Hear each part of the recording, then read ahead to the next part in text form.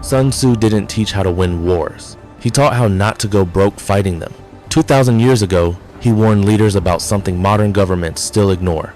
The fastest way to destroy a nation isn't defeat, it's the cost of trying to win.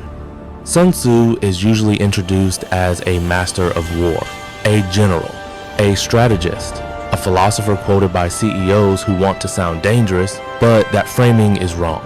Sun Tzu was not a prophet of violence. He was an analyst of cost. Strip away the battlefield imagery, and what you're left with is one of the earliest thinkers to understand something most governments still ignore. Wars are not won or lost on the battlefield. They are won or lost on the balance sheet.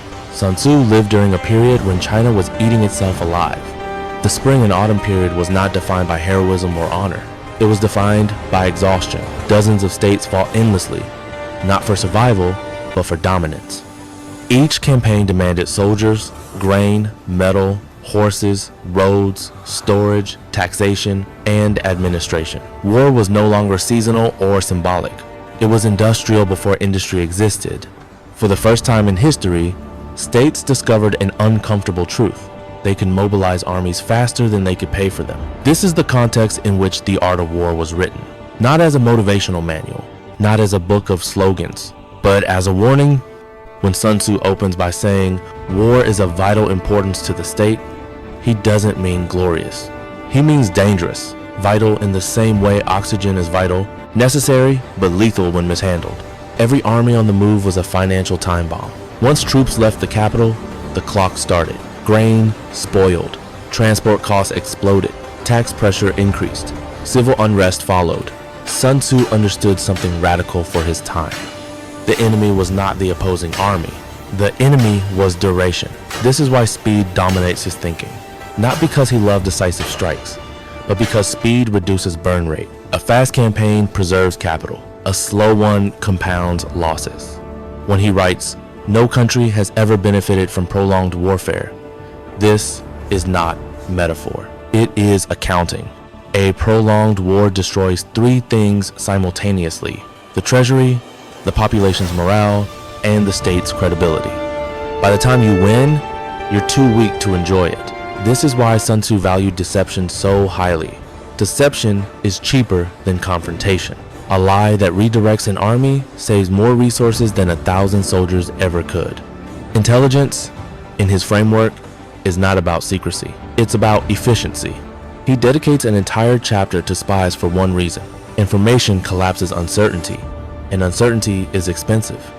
Marching an army in the wrong direction is not just a tactical failure. It is a catastrophic misallocation of capital. Foreknowledge, as Sun Tzu calls it, is ancient data analytics. Better inputs lead to cheaper outcomes.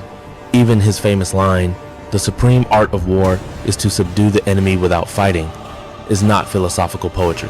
It's an early statement of return on investment. Winning without fighting means achieving political objectives while preserving economic capacity. It means forcing submission through pressure, alliances, perception, and positioning, rather than bloodshed. Sun Tzu wasn't anti-war. He was anti-waste. Every principle in The Art of War can be reframed as cost control. Know yourself and the enemy to avoid mispricing risk. Choose terrain carefully to reduce logistical drag. Maintain discipline to prevent internal leakage. End campaigns quickly to avoid compounding losses. Logistics, for Sun Tzu, are not support systems. They are the strategy. An army that eats locally weakens the enemy's economy while preserving its own. An army that relies on long supply lines drains itself. Distance equals cost. Time multiplies it. This is why Sun Tzu despised commanders who chase glory. Glory is expensive. It encourages prolonged conflict and unnecessary escalation. He understood opportunity cost long before economists named it. Every resource spent on war is a resource not spent on infrastructure, stability, or legitimacy. The greatest failure of leadership is not losing a battle. It is choosing a battle that never should have been fought. This is where Sun Tzu becomes uncomfortably modern. Look at the great failures of recent history: Vietnam, Afghanistan, the Soviet Union's collapse. These were not defeats of firepower. They were defeats of sustainability. States didn't run out of soldiers. They ran out of money, patience, and political cohesion. Sun Tzu would recognize modern warfare instantly. Cyber attacks, sanctions, economic pressure, proxy conflicts. Different tools, same logic. Maximum impact, minimum exposure. The deeper lesson is this. Sun Tzu was not teaching how to win wars. He was teaching how to survive them. He saw the state as a living system, not a weapon. A system that collapses when it spends more energy fighting than it can regenerate. Strength, in his worldview, is restraint. Power is measured not by how hard you strike, but by how rarely you need to. The ultimate victory is not defeating your enemy. It is preserving your ability to function after the conflict ends. Sun Tzu's genius wasn't tactical brilliance. It was financial clarity. He understood that history is not shaped by the boldest nations, but by the ones that manage their resources when emotions demand recklessness. In the end, the art of war is not a manual for generals. It is a survival guide for states, and its central warning still stands. If you treat war as a passion instead of a liability, you will eventually default.